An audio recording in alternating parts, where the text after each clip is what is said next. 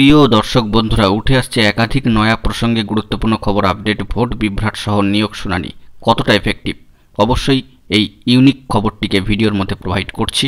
তাই ভিডিওটিকে সম্পূর্ণ শেষ পর্যন্ত শুনে বোঝার চেষ্টা করবেন ও ভিডিওটিকে শেষ পর্যন্ত দেখে নেবেন। যে সমস্ত বন্ধুরা চ্যানেলটি সাবস্ক্রাইব করেননি, সাবস্ক্রাইব করে নিয়ে সঙ্গে থাকবেন, কারণ আপনাদের জন্য এই সিরিয়াস টপিকটি নিয়ে, একেবারে ইউনিক টপিকটি নিয়ে এই মুহূর্তের জন্য আলোচনা করছি এবং এই গুরুত্বপূর্ণ ভিডিওটি ক্রিয়েট করছি। বন্ধুরা, আপনাদের কাছে একটি অনুরোধ, যারা এখনও পর্যন্ত চ্যানেলটি সাবস্ক্রাইব করেননি, সাবস্ক্রাইব করে নিয়ে সঙ্গে থাকবেন। চলুন কথা না বাড়িয়ে মূল আলোচনায় প্রবেশ করি। বন্ধুরা, আমরা জানি যে ভোট বিভ্রাট এবং নিয়োগ শুনানি যদি আপার প্রাইমারির ক্ষেত্রে আমরা ধরি, সেক্ষেত্রে খুব একটা প্রভাব পড়বে না। ইতিপূর্বে আপনাদেরকে জানিয়েছি, এখনও কিন্তু সেটাই জানাচ্ছি, কারণ সম্পূর্ণ ম্যাটারটি মহামান্য কলকাতা হাইকোর্টে বিচার্য এবং মহামান্য কলকাতা হাইকোর্টের কোনো ধরনের সমস্যা নেই এই নিয়োগ শুনানি চালিয়ে নিয়েতে। ধাপে ধাপে কিন্তু হিয়ারিং ডেট পড়ছে এবং একটা দীর্ঘ সময়ের ডেট নিশ্চয়ই পড়েছে এপ্রিল মাসের ক্ষেত্রে। সেই দিক থেকে দেখতে গেলে মহামান্য কলকাতা হাইকোর্ট তথা সম্মানীয় ডিভিশন বেঞ্চ এবং এই কেসের নিয়োগ শুনানির ক্ষেত্রে কোনো ধরনের প্রভাব কিন্তু আসার কথা নয়। সমস্যার জায়গা হচ্ছে এটাই যে কমিশন কিন্তু নতুন করে এখন কিছু আর শুরু করতে পারবে না। এর একটা এফেক্ট কিন্তু ইতিমধ্যে আমরা দেখে ফেলেছি যে প্যারা টিচারদের যে নতুন করে ইন্টারভিউ প্রসঙ্গটা উঠে আসছিল, সেটা কার্যত কিন্তু পোস্টপন্ড হয়ে গিয়েছে। আরও একাধিক নয়া প্রসঙ্গ এখানে জানিয়ে রাখা দরকার যে 2022-এর যে সমস্ত প্রার্থীরা টেট পাস করেছেন, তাদের ইন্টারভিউ চালানোর ক্ষেত্রে কিন্তু একটা সমস্যার জায়গা থাকছে, কারণ একেবারে নিউ প্রসেস, এটা কিন্তু মাথায় রাখতে হবে। অবশ্যই টেট 2023-এর ফলাফল প্রকাশিত হতে পারে, কিন্তু সেখান থেকে নতুনভাবে কিছু যে হবে বা প্রসেস শুরু হবে, সেটাও কিন্তু এই মুহূর্তে সম্ভব নয়। পাশাপাশি নতুন আপার প্রাইমারির নিয়োগ সংক্রান্ত বিষয়ে নোটিফিকেশান আনা, নিয়োগ চালানো বা 9 to 12-এর ক্ষেত্রে নতুন ধরনের কিংবা গ্রুপ সি গ্রুপ ডির ক্ষেত্রে নতুন বিজ্ঞপ্তি আনা, তাও কিন্তু সমস্যার জায়গা। এগুলো কিন্তু এফেক্টিভ হবে, এটা সবাই জানেন। এবং যেহেতু কোড অফ কন্ডাক্ট বা আচরণবিধি লাগু রয়েছে, সেই কারণে এই সমস্ত নতুন নিয়োগ প্রসেসগুলি কিন্তু কোনোভাবেই যে নির্দিষ্ট আচরণবিধি না ওঠা পর্যন্ত শুরু হওয়া কিন্তু মুশকিল।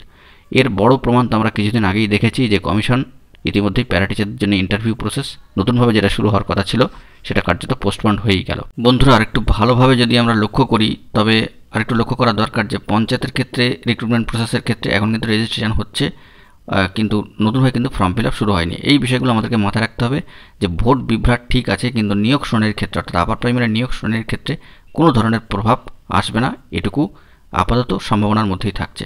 এটা কিন্তু আপনাদেরকে পজিটিভ ওয়েতে ভাবতে হবে। একাধিক নতুন নিয়োগের ক্ষেত্রে একটা বিধিনিষেধ থাকছেই, তা এফেক্ট কিন্তু পড়বেই এবং সেরকম ধরনের কোনো কিছু হয়তো হবে না নতুনভাবে। এখন নতুন এসএলএসটির ক্ষেত্রেও কি, আপারের ক্ষেত্রেও কি, প্রাইমারির ক্ষেত্রে কি, যে বিষয়টা ইতিপূর্বে আপনাদেরকে উল্লেখ করলাম। তবে নিয়োগ শুনানি চালিয়ে নিতে মহামান্য কলকাতা হাইকোর্টের কোনো ধরনের সমস্যার জায়গা কিন্তু থাকার কথা নয়, যদি না কোনো বিশেষ কোনো সমস্যার জায়গা বা পরিস্থিতি তৈরি হয়। অবশ্যই এপ্রিল মাসটা অত্যন্ত কার্যকরী এবং খুব খুব এফেক্টিভ একটা মাস হতে চলেছে, কারণ এই আপার প্রাইমারি ম্যাট কেস একটু একটু করে কিন্তু এবার জাল গোটানোর দিকেই এগোচ্ছে। আর কতদিন বা চলতে পারে আপনারা নিজেরা ভেবে দেখুন, আর কতদিন এই মামলাটি চলতে পারে।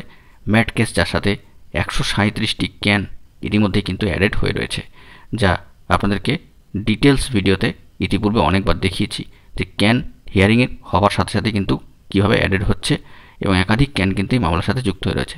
একাধিক চাকরি প্রার্থীদের গুরুত্বপূর্ণ ফ্যাক্টর বা ইস্যু বা স্বার্থ যাই বলুন না কেন, সব কিছুই কিন্তু এই মহানির্ধারক মামলার সাথে জড়িত হয়ে রয়েছে।